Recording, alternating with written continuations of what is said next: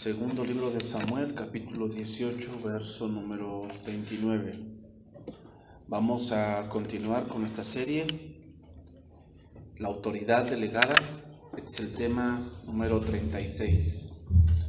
Seguimos con nuestro tema de la semana pasada, Absalón, la muerte de un rebelde.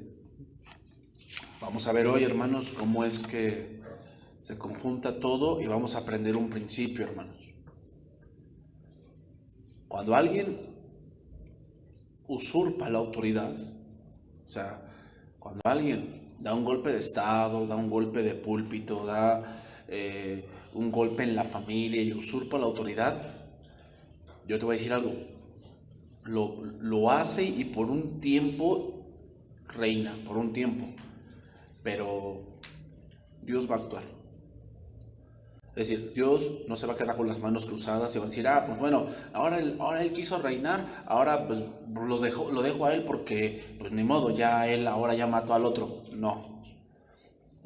Cuando Dios pone a alguien, Dios lo respalda. Y si ese alguien es quitado de una mala manera, si un hombre lo mata, si un hombre se pone en su lugar y usurpa, Dios va a actuar contra esa persona. ¿Por qué? Porque toda autoridad es puesta por Dios. Y el que se resiste a la autoridad, a Dios resiste. Entonces, aquí no estamos hablando de que, no, bueno, ¿a poco ese tonto lo puso Dios? Bueno, pues eso es tonto según tu perspectiva. Pero no quiere decir que, ninguna gente es tonta. Sino simplemente hay gentes que no han dedicado el tiempo a lo que deberían dedicarlo. A instruirse, a conocer, a ver, a aprender cosas que son necesarias. Entonces dice, segundo libro de Samuel 18:29. Y el rey dijo, ¿el joven Absalón está bien? Y Aimar respondió, vi yo un gran alboroto cuando envió Joab al siervo del rey y a mí tu siervo, mas no sé qué era. Y el rey dijo, pasa y ponte allí. Y él pasó y se quedó de pie. Luego vino el etíope y dijo, reciba nuevas mi señor el rey, que hoy Jehová ha defendido tu causa de la mano de todos los que se habían levantado contra ti. Y el rey entonces dijo al etíope, ¿el joven Absalón está bien? Y el etíope respondió, como aquel joven sean los enemigos de mi rey, mi señor el rey, y todos los que se levanten contra ti para mal. Entonces el rey se turbó y subió a la sala de la puerta y lloró, y yendo decía así, hijo mío Absalón, hijo mío Absalón, ¿quién me diera que muriera yo en tu lugar? Absalón, hijo mío, hijo mío. Hemos visto cómo el pueblo rebelde elige un rebelde como él. Pero también otra cosa importante, hermanos. Recordemos este pasaje, te lo voy a leer. Daniel 4:24. Voy a leer ese pasaje. Daniel 4:24. Esta es la interpretación, oh rey, y la sentencia del Altísimo, que ha venido sobre mi Señor, que te echará de entre los hombres, y con las bestias del campo será tu morada, y con hierba del campo te apacentarán como a los bueyes, y con el rocío del cielo serás bañado, y 7 tiempos pasarán sobre ti hasta que conozcas que el Altísimo tiene dominio en el reino de los hombres y que lo da a quien Él quiere. Otra cosa, otra vez. ¿Quién tiene el dominio? Dios. Y lo da a quien Él, por eso se llama autoridad delegada. La máxima autoridad es Dios, pero Él delega autoridades a los hombres en diferentes departamentos. Empezando desde a lo mejor lo más pequeño, podríamos decirlo así, la familia, hasta un puesto en una empresa, o un puesto en un negocio, o un puesto en una iglesia, o un puesto en el gobierno. Todo eso Dios lo da. O sea, el gobierno no fue una idea humana. El gobierno es algo que Dios delegó, que se ve desde el Génesis. Tú ves el gobierno. Entonces, Dios es el que pone autoridades y Dios es el que las quita. Ahora, viene aquí una pregunta. ¿Quién puso a Absalón? Nadie. Él usurpó el trono. Dios no puso a Absalón. El que había puesto Dios, ¿a quién puso? A David. Él usurpó el trono. Entonces, como dijimos la semana pasada, hermanos, parece que el rebelde gana. Eso siempre parece. Pero al final, hermanos, encuentra su muerte. Y hermanos, en el punto de la autoridad, Dios tiene mucho que ver. Y alguien que usurpa, Dios tendrá que intervenir en su tiempo. O sea, alguien que está usurpando un lugar que no le corresponde va a sufrir. Y otra vez, desde la familia, si la madre está usurpando el lugar del padre, porque la autoridad allí es el padre, es el hombre. Cuando la madre usurpa ese lugar, ella va a sufrir después, porque esa autoridad ella la está usurpando. Y lo mismo pasa en una empresa, y lo mismo pasa en un gobierno. O sea, tú date cuenta del gobierno de Nicaragua, el gobierno de Bolivia, el gobierno de Chile, el gobierno de Argentina. Han sucedido ese tipo de cosas, ¿y quién sufre? El pueblo. El pueblo sufre. Y esa gente que usurpa la autoridad, también porque empiezan a huir, tienen que huir y piden asilo político y X y Y cosa. Entonces, Absalón usurpó el trono. ¿Qué le esperaba a Absalón? La muerte. Le esperaba la muerte. El punto aquí es este, hermanos. Vamos a entrar a otro punto. Si ustedes leyeron reseñas de una película que apenas salió hace unos 2 meses, el Joker, y varios psicólogos dijeron que recomendaban que esa película solamente la vieran gente mayor de edad, de 18 años para arriba. ¿Por qué? Bueno, decía que tenía algunas ideas psicológicas que jóvenes o adolescentes no podrían comprender. Y es verdad. La idea que da el documental allí es esta. Y yo vi esa escena al final. Cuando dice, no, es que hay gente que no merece vivir. Esa es la idea del Joker. Dice, hay gente que solo son basura, que no merecen vivir, que estaríamos mejor sin ellos. Y en cierto punto es verdad. Es cierto punto es verdad. O sea, ¿qué hacemos con los violadores? Con los parricidas, con los ladrones. ¿Qué hacemos con los, no sé, con los drogadictos, con los alcohólicos? ¿No crees que en un punto dado deshacernos de ellos sería mejor para el mundo? Aguas con ese pensamiento. En un punto dado es verdad. Pero, vamos a decir el pero. ¿Quién tiene la autoridad para tomar esa decisión?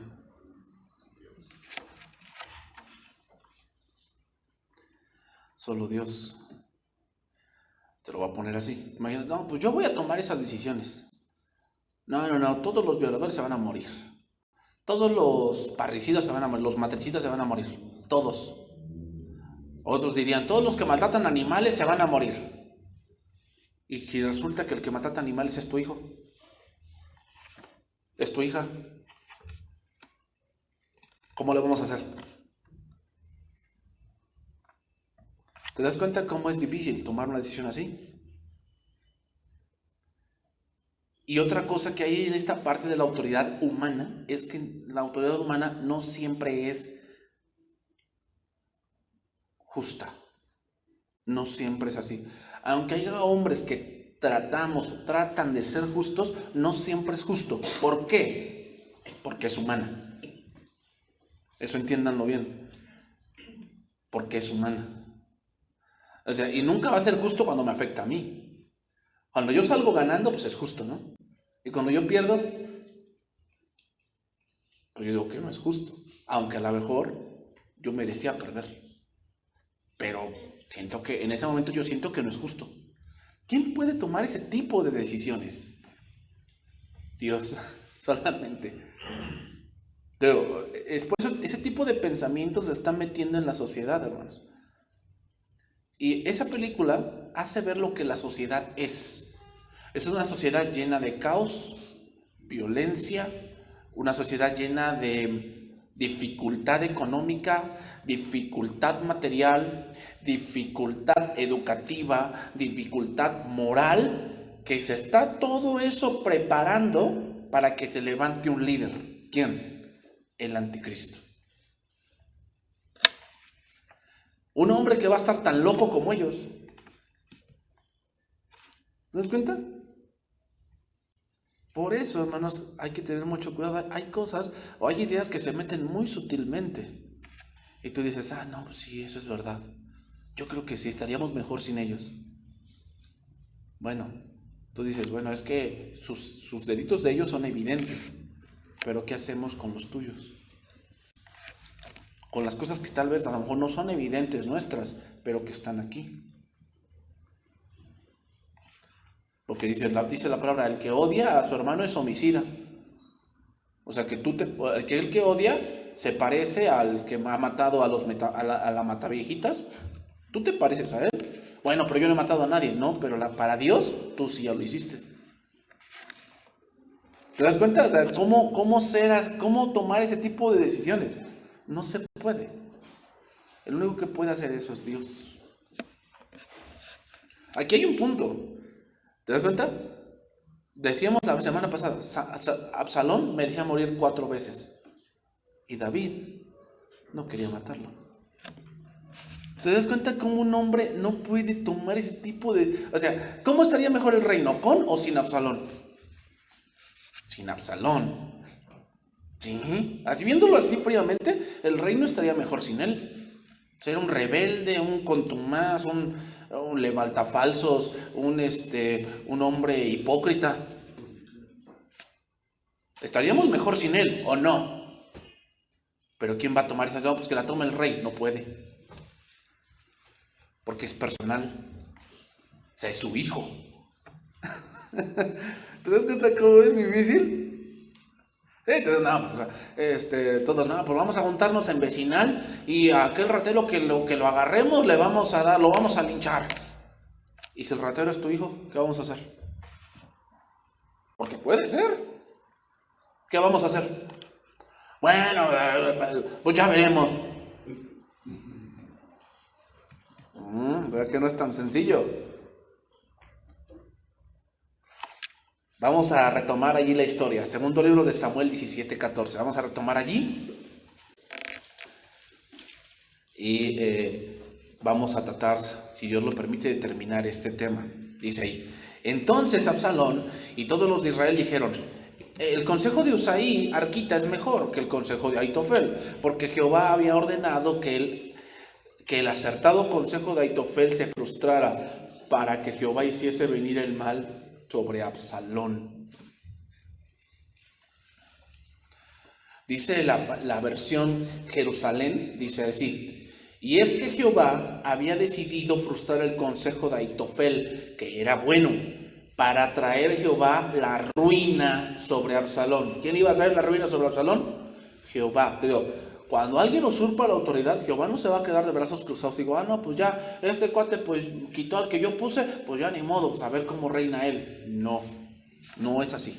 Dios va a actuar, porque quien pone las autoridades es Él, y quien las quita es Él. ¿Quién quitó a Saúl? Dios. No lo quitó David, no lo mató David. Dios lo mató porque consultó una adivina.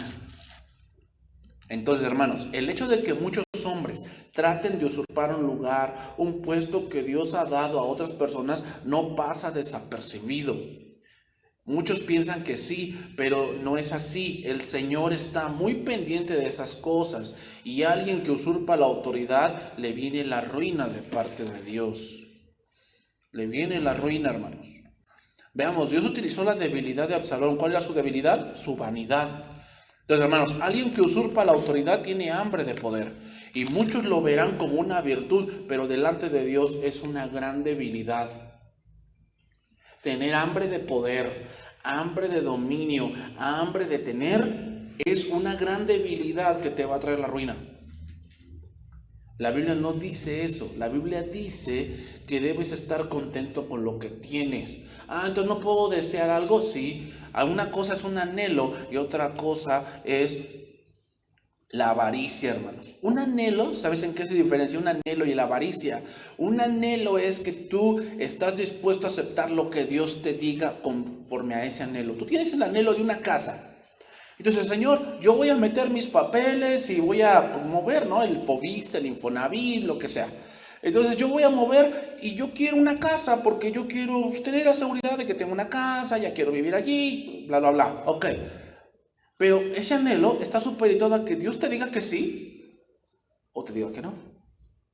¿Estamos de acuerdo? Y te dice que no, ¿qué vas a hacer? Bueno, Señor, pues a lo mejor no es el tiempo, no, todavía no estoy a lo mejor preparado para tener algo así.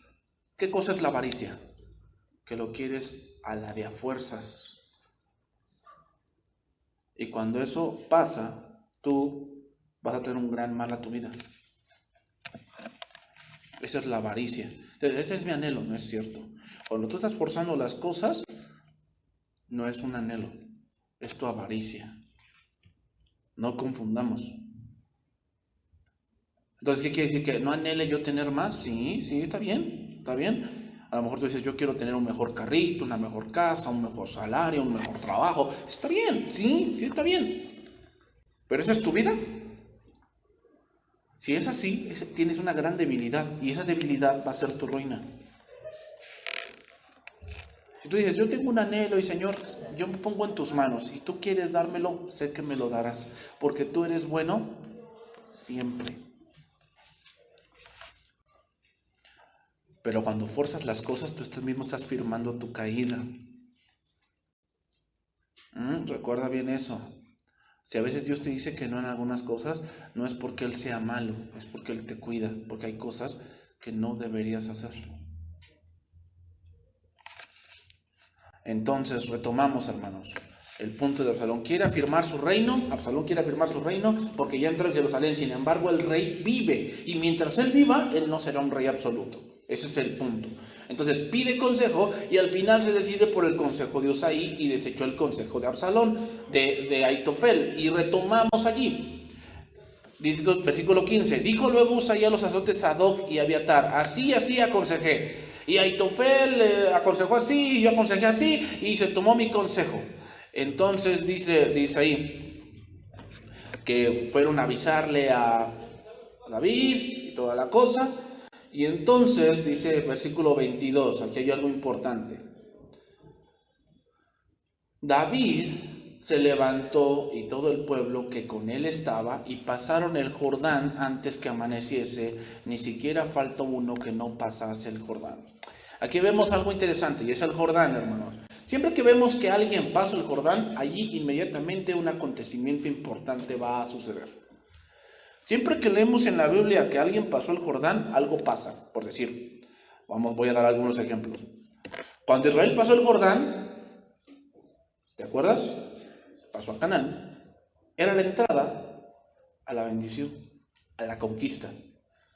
Pasar el Jordán implica algo. Otro ejemplo, Elías y Eliseo. Pasaron el Jordán primero, de un lado. ¿Para qué? Cuando le dijo, ¿qué quieres que se te dé? Porque ya me voy a ir. Y le dijo, Dan, que doble porción de tu espíritu caiga sobre mí. Y le dijo, si soy arrebatado, entonces así será. ¡Pum! Un torbellino. Ese torbellino se lo llevó a Elías. Elías no murió. Pero habían pasado el Jordán. Dice que luego, lo único que le dejó fue el manto. Lo tomó Eliseo, regresa al Jordán, le pega con el manto y el Jordán se divide. Y ahora pasa. ¿Qué significaba eso? La entrada del nuevo profeta. Porque antes el profeta era Elías Tisbita, ahora era Eliseo. El pasar al Jordán daba a entender la entrada a otra cosa. Otro punto, Jesús fue bautizado en el Jordán. Y eso, hermanos, era la entrada a la gracia. La gracia ya estaba, pero estaba entre sombras. Cuando dice Jesús y le dice a Juan el Bautista, deja así para que cumplamos toda justicia, ahí Juan el Bautista representa la ley. Y al bautizarlo, da la entrada ¿a quién? A la gracia. Ese es el Jordán. Y hay varios pasajes donde se ve el Jordán. Aquí vemos, hermanos, que David pasa el Jordán. ¿Por qué pasó el Jordán? Da la entrada a la venganza de Dios.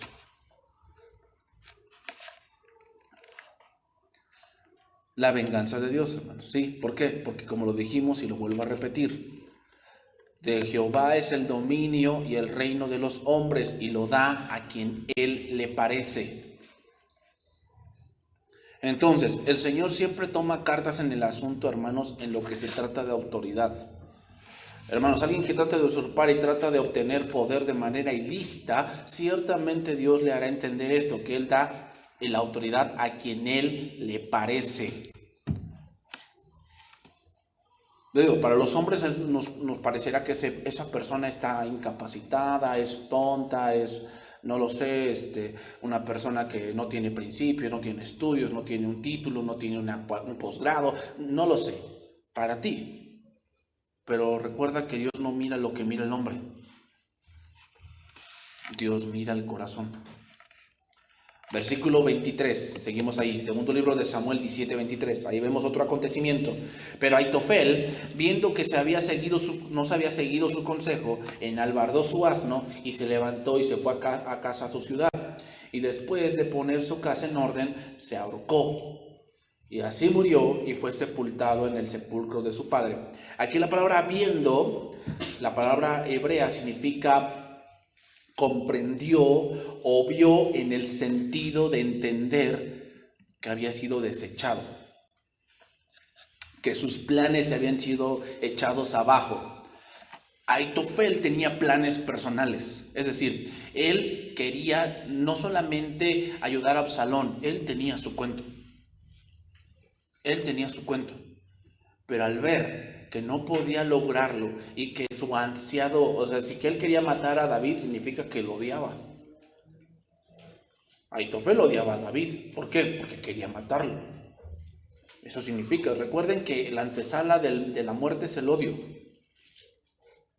Entonces, Aitofel, al ver que no se hacían sus planes personales, ¿qué decisión tomó? Suicidarse. Habíamos dicho que Aitofel era un hombre que era loco. Es decir, era una persona que al ver que sus planes de revolución y tal vez de venganza fueron traídos abajo, decide hacerlo por sí mismo. Otra cosa, hermanos, es que un rebelde tiene un objetivo que se vuelve su vida. Un rebelde es así, o sea, al rebelde se le mete una idea y quiere hacerla. Y eso es como que su todo en la vida. Yo quiero hacer esto, yo quiero tomar venganza, yo quiero esto, X, Y cosa. Cuando ve que esos planes se le vienen abajo, entonces su vida no tiene sentido y empieza a hacer locuras.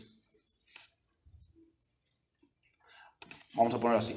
El rebelde, pues sí dice, yo como rebelde quiero irme a vivir solo, ¿no? Yo quiero irme a vivir solo, ya no quiero estar bajo la tutela de mis padres, ya mi mamá y mi papá ya son bien anticuados, ya chole con ellos, ya estoy harto de que me anden diciendo que me tengo que levantar, que haga yo el baño, que lave los trastes, que haga mi tarea, que X, Y cosa. Ok, entonces yo me quiero ir a vivir solo. Pero resulta que el irte a vivir solo no es tan sencillo.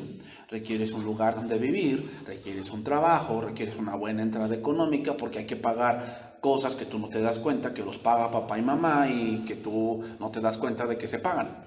Tú nada más vas a la nevera y pues sacas ahí la leche y sacas la fruta y sacas bajas el cereal y agarras el chocomil y todo eso y no te das cuenta que eso cuesta. Tú dices, no, pues me quiero. Entonces, cuando ves que todo eso no se puede lograr, se frustra el joven. Por decir, Corea del Sur es los países que más alto índice de suicidio tiene. Y eso se debe a la presión social que existe en ese país. Y hermanos, esa presión social viene a nuestros países también. Hay mucha presión social de que no, pues todavía vives con tus padres, pues esto y lo demás allá. Bueno, eso es lo que dice el mundo, ¿qué dice la Biblia? Yo te puedo dar un ejemplo. ¿Isaac con quién vivía?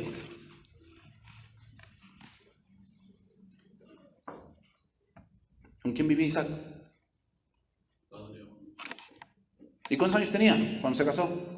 40 y vivía con su padre. Es que no, dicen que ya a los 20 ya debes de... ¿Quién lo dice? ¿Quién lo dice?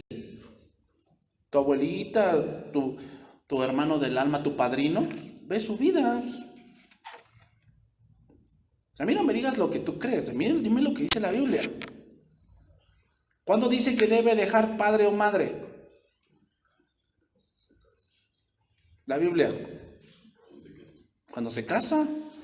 Por tanto, dejará el hombre a su padre y a su madre, ¿y qué? ¿Y qué? Y se unirá a su mujer y serán. Pero es raro, ¿verdad? Está soltero, quiere separarse de sus papás. Y cuando está casado, quiere vivir con ellos. Así es el ser humano. Siempre va en contra de lo que Dios dice. Entonces, al punto que voy es este, hermanos. Al punto que voy es este. Si nos entra la rebeldía, o sea, la rebeldía quiere decir que nada más pienso en mí. ¿Ok? Nada más pienso en mí. A mí no me importa lo que tú pienses, no me importa lo que mis padres puedan sufrir, no me importa. Yo pienso en mí. O sea, no pensaba en él. Él no pensaba en cuánto sufría su padre, sus hermanos, tal vez su madre, el reino, la capital. A él no le importaba eso. Él le importaba a él. Así es un rebelde. Nada más piensa en él. Ok. Entonces, el hijo rebelde nada más piensa en él y cuando ve que no se puede, él se frustra. Y vienen pensamientos de terminar su vida. Pero hermanos, te voy a decir algo. Hasta para terminar tu vida hay que tener valor. Porque tenemos un instinto que se llama el instinto de supervivencia.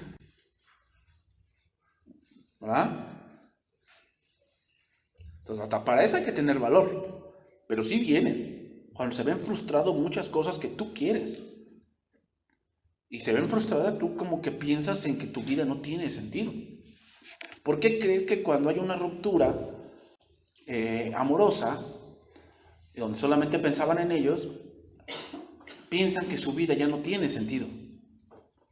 Porque se enfocaron tanto en lo que ellos querían, que se olvidaron de lo que sí tenían y de lo que sí importa. Eso es lo que pasa, hermanos. Entonces, otra cosa interesante que podemos mencionar aquí es que debemos mencionar que en la mayoría de veces, la mayoría es que la rebeldía es la antesala del suicidio. Aquí alrededor ha habido varios jóvenes que se han ahorcado. Y hermanos, ahorcarse es una de las maneras más trágicas, pero es fea de morir. Porque se dice, o sea, que te cuelgas, pero no mueres al instante, sino que tú mismo te ves colgado y pues obviamente tu cuerpo empiezan a suceder muchas cosas, empiezan a morir por la falta de oxígeno, pero el cerebro no muere al fin, no muere luego. O sea, tú estás muriendo y luego ya pues, te quedas colgado, entonces aquí se te rompe el cuello y tú sigues consciente, pero estás muriendo. El problema va a ser lo que sigue después. Y de eso he leído muchas teorías. Pero a mí la que más me concuerda es esta, y creo que es la más trágica. Pero un joven que se suicida, o una persona que se suicida, porque no solamente son los jóvenes. Yo me he enterado de gente de 40 años, 50 años que agarra una escopeta y ¡pum! Y un hombre dijo esto: cuando tú pasas eso, escucharás a los demonios reírse de ti porque te engañaron. Y saben que ahora te toca la condenación. ¿Te imaginas ese momento? Yo digo, ay Señor. ¿Por qué? O sea, la pregunta es, cuando dijo Cristo, no en la parábola, es una narración, es algo real, el rico y el Lázaro. Cuando dice que murió el rico, lo sepultaron, y Lázaro murió, ¿y qué dice? Fue llevado por los ángeles al seno. ¿Por qué por los ángeles? ¿Qué tienen que ver los ángeles ahí? Bueno, cuando tú mueres, pasas a un plano un poco desconocido. Recuerden que lo espiritual es más real que lo material, así lo dice Hebreos. Lo que se ve fue hecho de lo que no se veía. O sea, significa que lo que no se ve es más real de lo que crees. Es mucho más real de lo que crees. Entonces tú pasas al plano, al otro plano, y estás así como que empiezas a ver cosas que ahorita no vemos. Vas a empezar a ver muchas cosas, o sea, que los demonios están en el aire. Le dijeron a Satanás, ¿dónde vienes, no? De a rodear la tierra y de andar por ella. O sea, Satanás no está en el infierno ahí atormentando gente, no. Satanás anda en la tierra andando por ella, buscando a quién devorar. Entonces, cuando el hombre pasa a otro plano, el cristiano, pues, sale así como que y empieza a ver muchas cosas. Pero obviamente vienen los ángeles y lo llevan a donde él pertenece. Pero ¿qué pasará con aquel que no cree?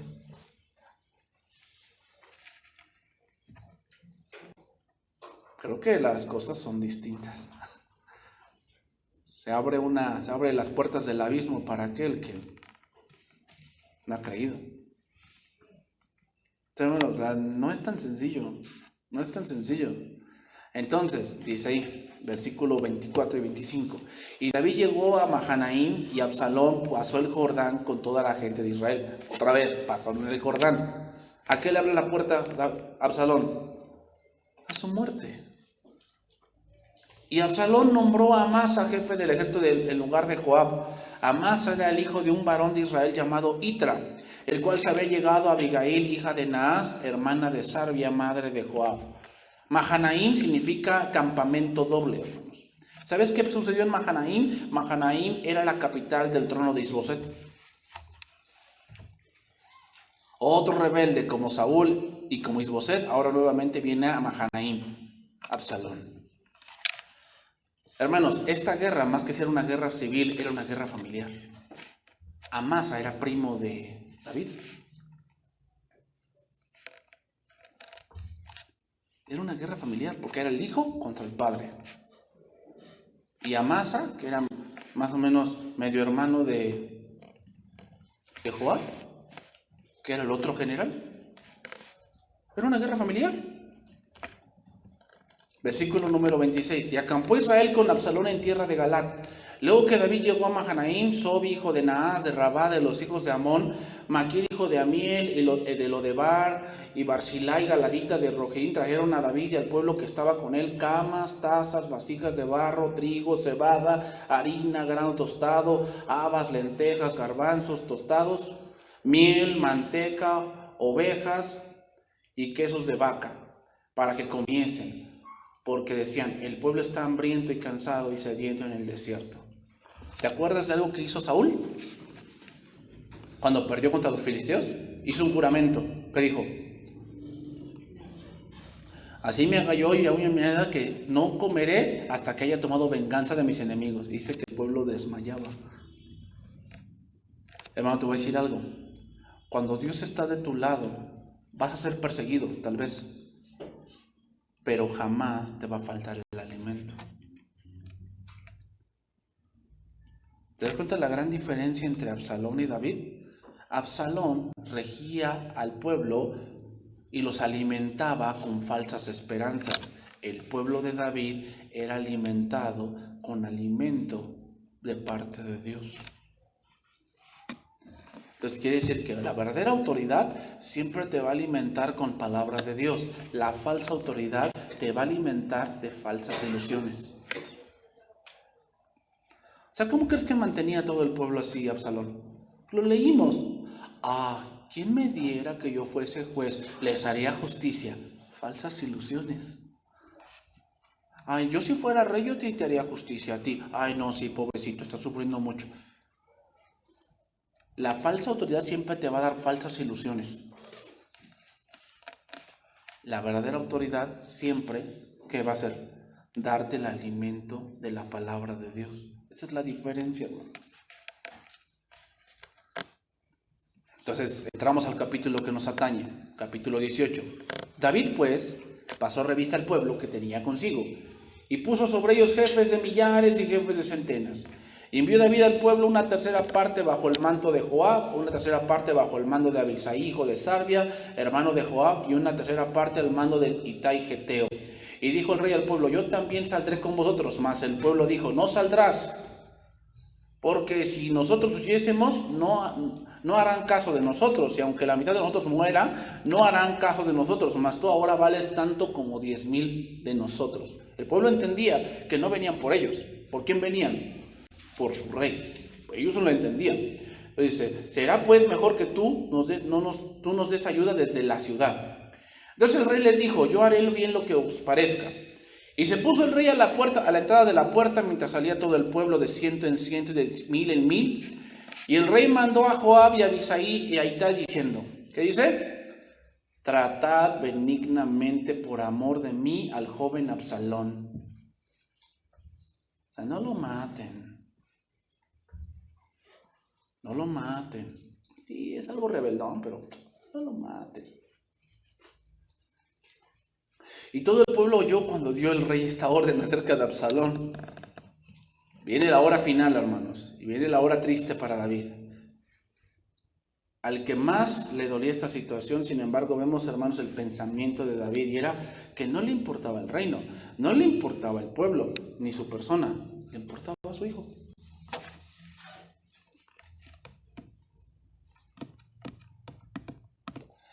Te lo voy a leer en otra versión, palabra de Dios para todos. Le dijo el rey a Abisai: háganme el favor de tratar bien al joven Absalón.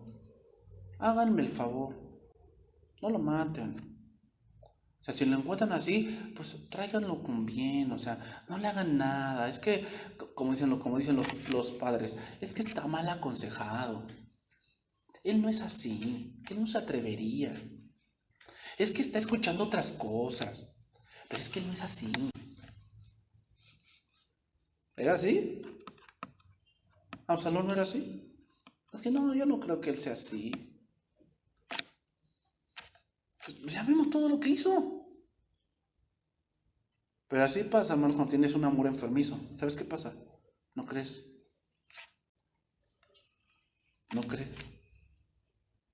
Otra vez se los voy a repetir. Tu hijo nació con naturaleza pecaminosa. Y si hay algo que le gusta hacer a todo hombre, no solamente a tu hijo, a todo hombre, es hacer lo malo.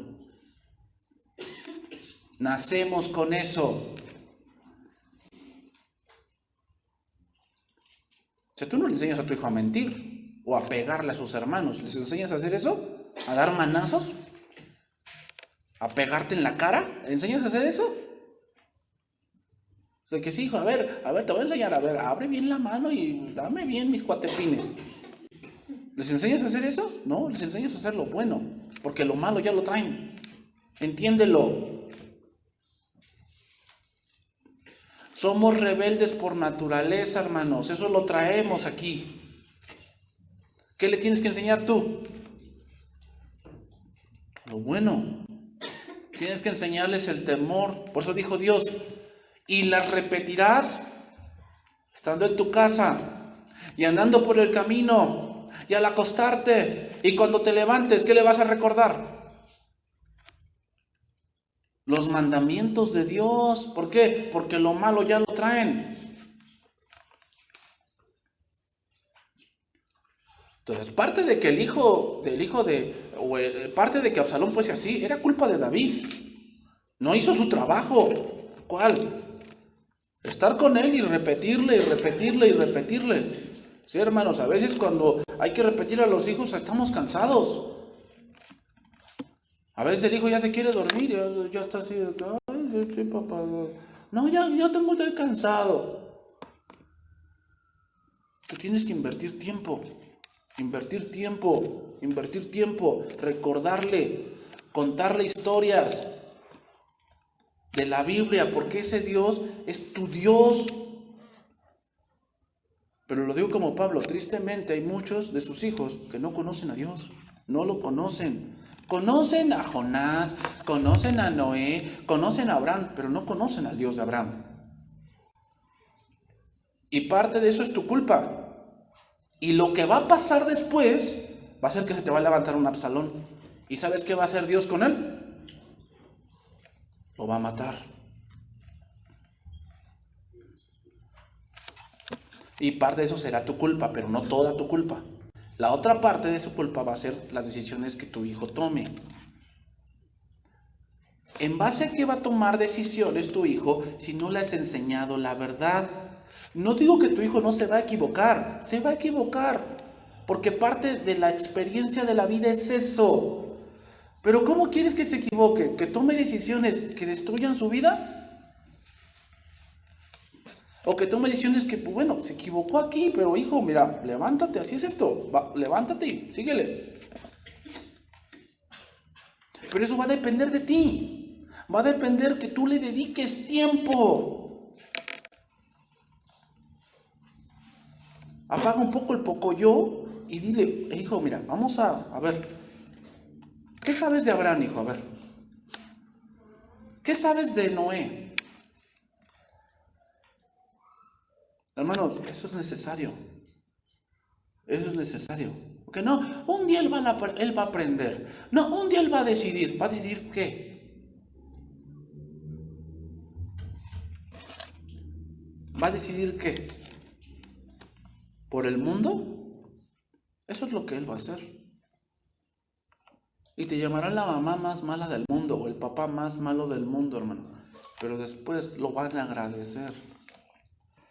Que van a decir, papá, ahora entiendo que tú me regañabas mucho y a mí me hartaba que cuando decías, cuando me decías, mamá, vamos a leer la Biblia, y yo, otra vez, vamos a leer la Biblia, sí, porque en mi casa se lee la Biblia. Pero al final te lo van a agradecer, te van a decir, mamá, papá, gracias. Porque entiendo que eso hizo que yo no cometiera tantos errores como debía haberlos cometido, tal vez. Pero es un trabajo que tú tienes que hacer, hermano. David ahorita decía, cuiden a Absalón. No, eso debió haber sucedido cuando estaba pequeño, no ahorita.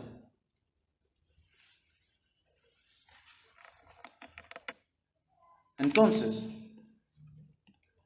dice, salió pues el pueblo al campo contra Israel y se libró la batalla en el bosque.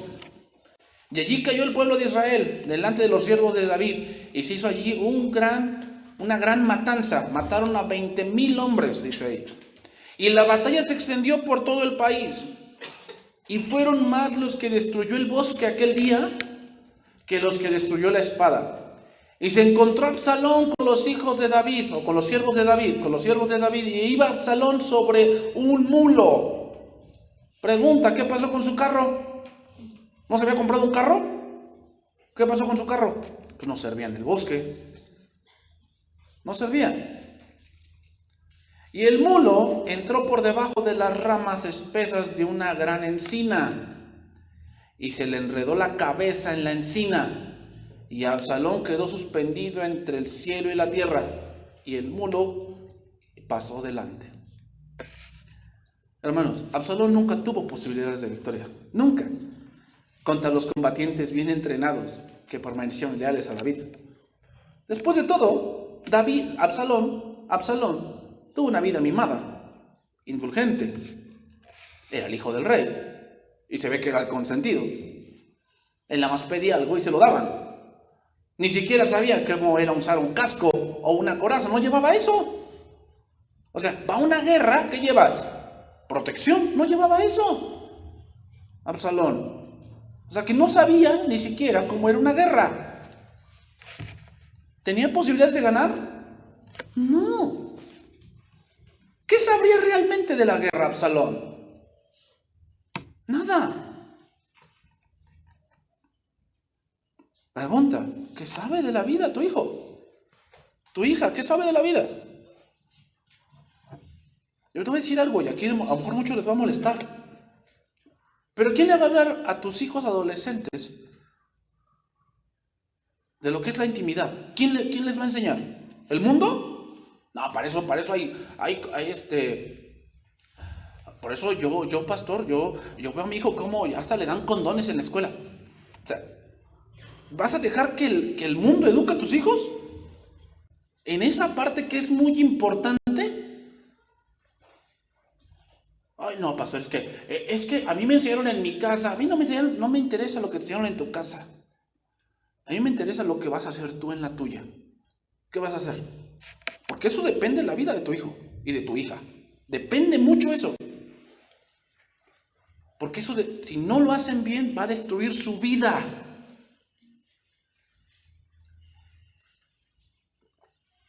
Y muchos no toman ese punto tan serio, en verdad. Hablar con él y decirle, a ver, hijo, mira, vamos a sentarnos y de hombre a hombre vamos a hablar. Las cosas son así. A ver, hija, o sea, ¿qué vas a hacer cuando a tu hija le venga la costumbre de las mujeres? ¿Qué vas a hacer con ella? ¿Te vas a sentar con ella y le vas a hablar? O, pues bueno, hijita, pues ya.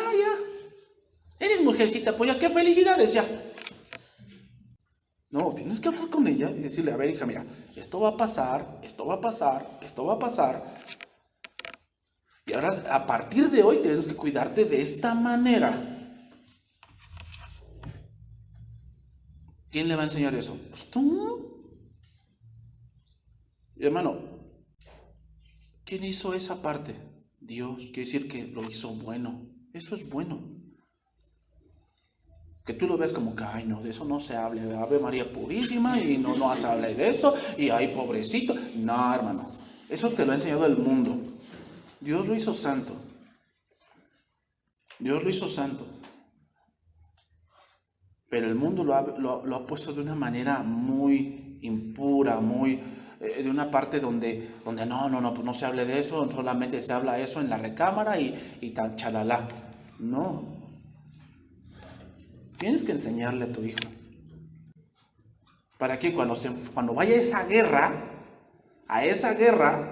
en la preparatoria, en la universidad, hasta en la secundaria, él vaya listo. Porque muchos hijos van. Entonces, como es algo nuevo, cosita nueva, ¿dónde te pondré? Y los pierdes. Sí, hermanos, o sea, así está la sociedad del día de hoy. Entonces, ¿cómo vamos a proteger a nuestras familias, a nuestros hijos? Ayer oíamos a unos pastores y dieron un razonamiento que en verdad dice la palabra de Dios que los días de Jesús serían como ¿qué? Como los días de Lot y como los días de Noé. Hay una diferencia entre ellos dos. Noé era lo mismo, o sea, vivían en un tiempo parecido. Noé dice que la tierra estaba llena de violencia, pero salvó a su familia. ¿Cómo? Con el arca. Y Lot, nada más se salvó él. Porque sus hijas, ¿cómo estaban? Pues bien reventadas. No hay hombre en la tierra. Y vamos pues, a llegarnos a nuestro padre. Perdió a sus hijas, perdió su familia. Lot. Y Noé ganó a su familia. ¿Cómo le hacemos para que ganemos a nuestra familia? Hablando de Cristo, porque el arca es símbolo de Cristo. Hay que guardar a nuestra familia en Cristo. Porque si te haces nada más así el loco y todo eso, te va a pasar como a Lot. Vas a perder tu familia. Tal vez te salves tú, pero todo lo demás lo vas a perder.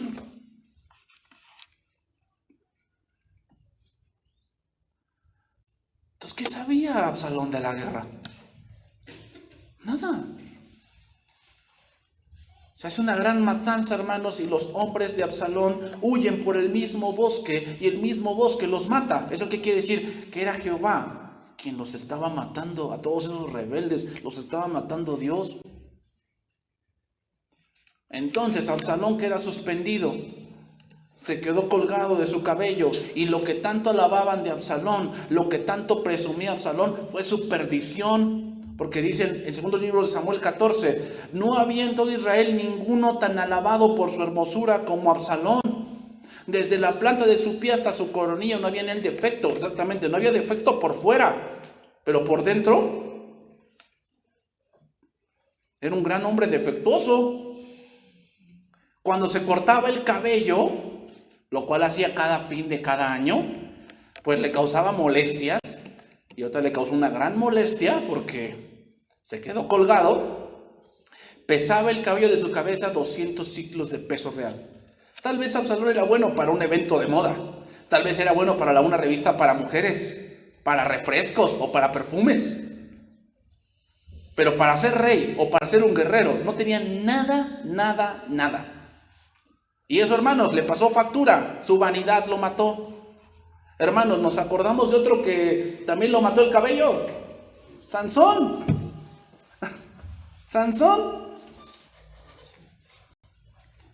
Es como el niño consentido que trata de huir de su carro último modelo que se compró, ¿verdad? Se siente que ni el piso lo merece y se va y se estrella y se mata.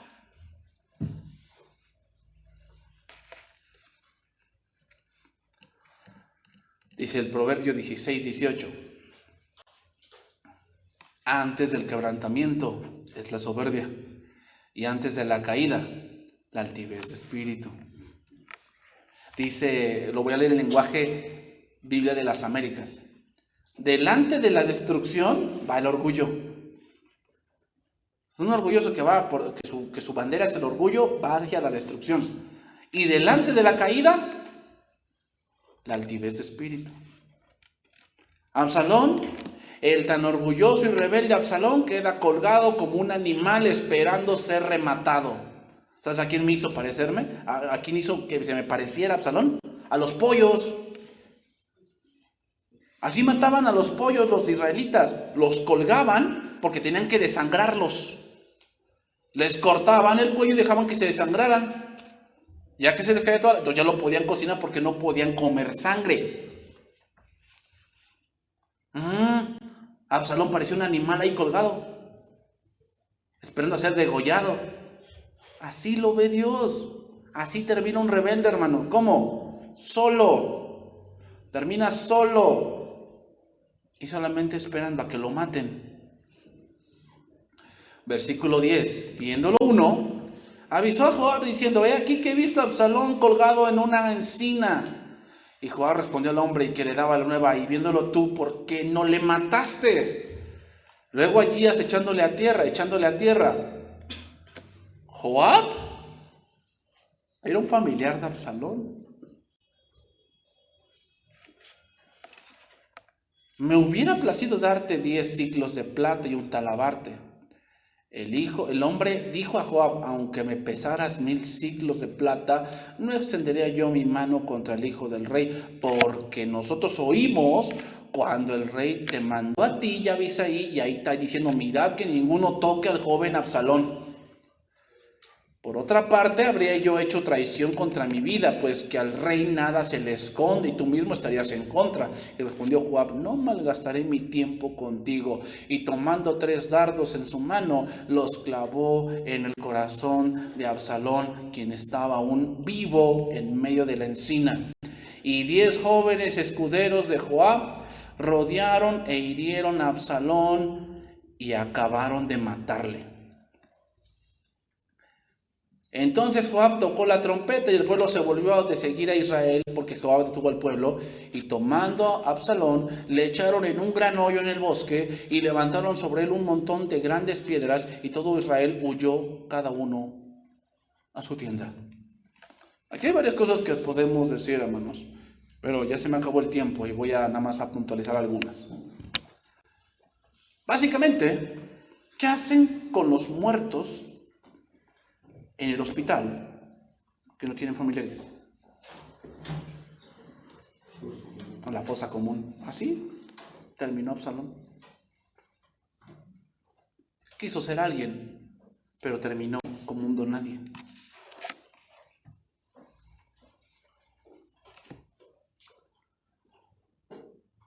Otra parte, hermanos. 3 dardos. 3 dardos. Cuando llegaba el tiempo, cuando le dijo Dios: tú, cuando llegues a Canaán y plantes árboles durante 3 años, no vas a comer de los frutos, porque son inmundos. Hasta el 4.º año vas a poder comer. ¿Qué significan los 3 dardos? Que ese Absalón era un inmundo y alguien que estaba bajo la ira de Dios.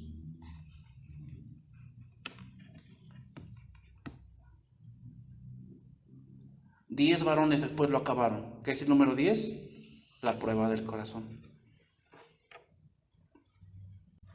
¿Qué encontraron con Absalón en su corazón? No era digno de ser llamado de la realeza. Era un hombre impío que debía morir. Y como los impíos, fue su sepultura un gran hoyo en el bosque con piedras amontonadas. ¿Sabes a quién yo he enterrado así? Y perdónenme así la expresión. A mi perro. Cuando se murió un perrito que teníamos, yo fui a un terreno que teníamos, cavé y lo enterré. ¿Cómo enterraron a Absalón? Como un animal.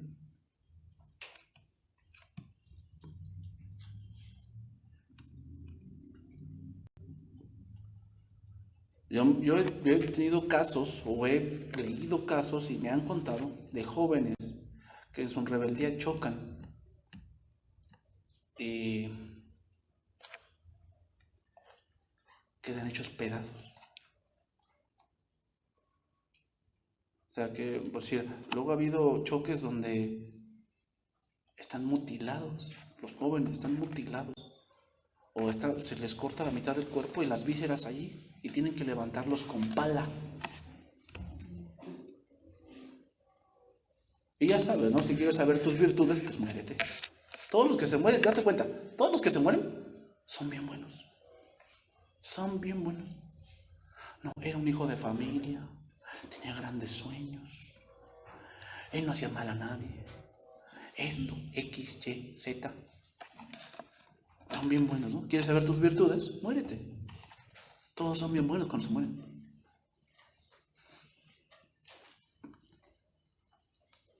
Entonces, ¿qué virtud podríamos decir de Absalón?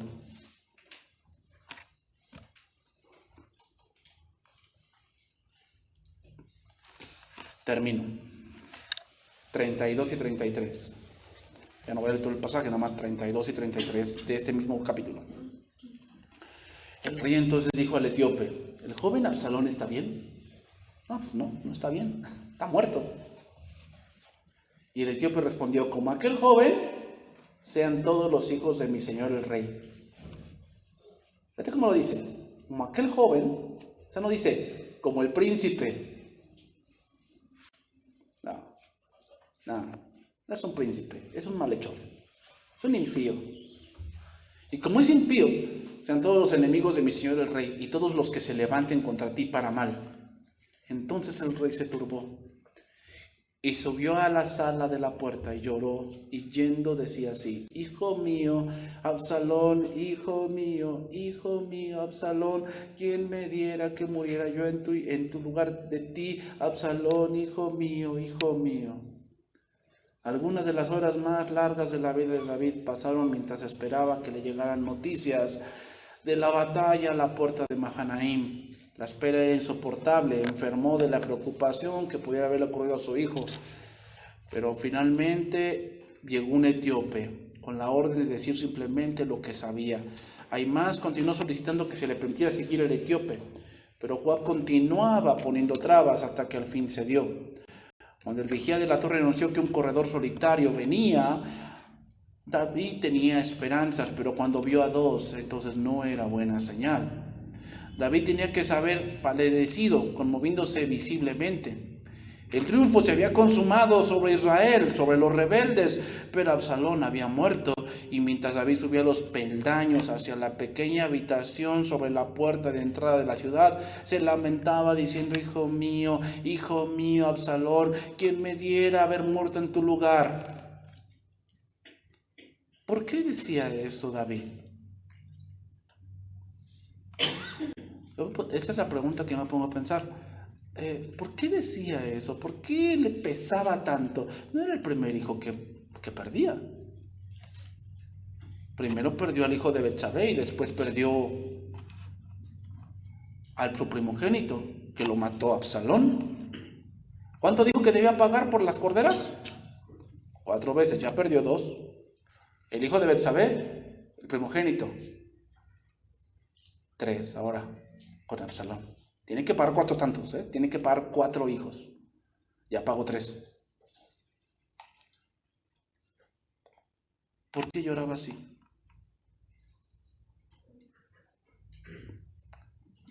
La respuesta más contundente de muchos es esta. No era que había perdido a un hijo, porque ya había perdido otro. Lo que le agobiaba era que Absalón había muerto sin Dios.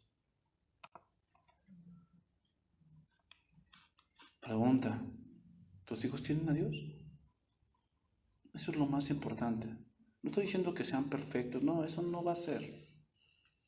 La pregunta es, ¿tus hijos tienen a Dios? Si en algún momento tú te enteraras que tu hijo muere, ¿sabrías que está con Dios? O si muriera, ¿sabes a dónde se va a ir? Es que vino a la iglesia. Eso no dice nada. Eso no dice nada. Porque entonces yo te diría, yo también he entrado a la catedral de Tlaxcala y también la de acá, entonces soy católico.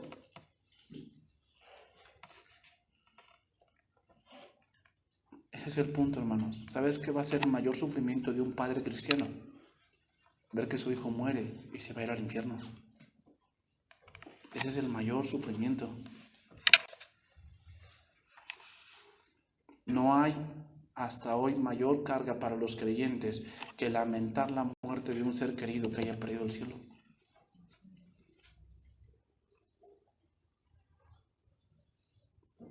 Entonces, hermanos, así muere un rebelde. ¿Cómo muere? Como un animal.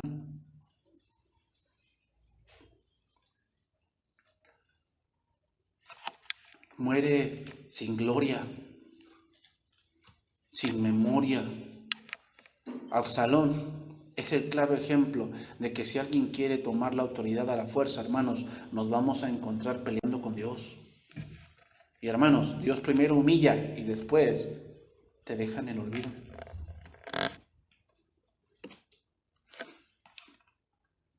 Termino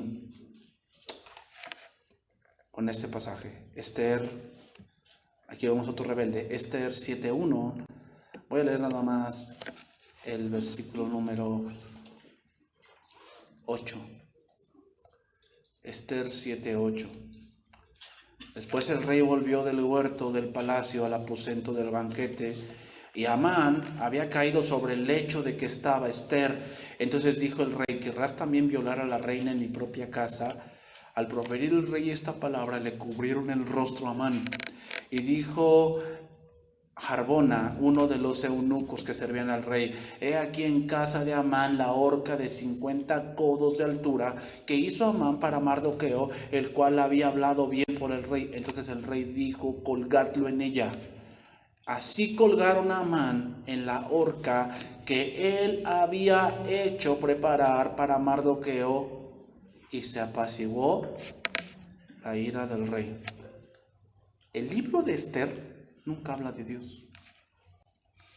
Eso es interesante. El libro de Esther nunca habla de Dios. Nunca vas a encontrar la palabra Jehová ahí. Pero el libro de Esther habla de la gran providencia de Dios. Providencia significa el control que Él tiene sobre los acontecimientos. Aquí se apaciguaron 2 iras. Una ira, la del rey. Pero otra ira, ¿cuál? La de Dios. Porque Amán había usurpado la autoridad del rey, haciendo firmar cartas con el mismo anillo del rey sin saberlo. Eso es usurpar la autoridad. ¿Cómo termina un rebelde? Es interesante, ¿va? Ahitofel, colgado. Absalón, colgado. Amán, colgado. Judas, colgado. ¿Sabes qué quiere decir eso? Que ni la tierra ni el cielo quieren un rebelde. Eran suspendidos. Ni la tierra ni el cielo quieren un rebelde. Vamos a orar, hermanos.